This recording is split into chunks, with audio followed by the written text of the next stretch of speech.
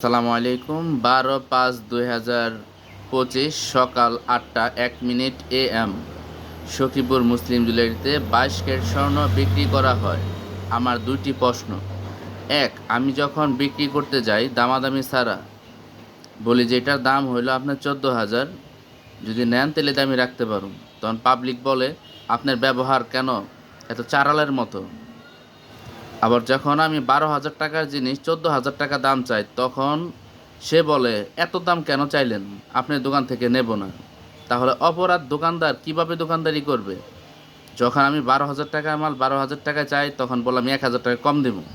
আর যে সময় আমি 12,000 টাকার মাল 14,000 টাকা চাই, তখন বলে যে আপনার দোকান থেকে নেব না। তাহলে বলেন আমরা কিভাবে বাঁচবো? যখন আমরা 1 ভরি স্বর্ণ বিক্রি করি, 1 ভরি স্বর্ণেতে আমাদের 1,000 টাকা বেনিফিট থাকে। ওই অনুপাতে যদি 1 আনি স্বর্ণ বিক্রি করি, তাহলে মোটামুটি 100 টাকার একটু কমই লাভ থাকে। তখন 1 আনিতে অনেক সময় কাস্টমার বলে যে আমি মোটামুটি 500 টাকা কম দেব। কেন?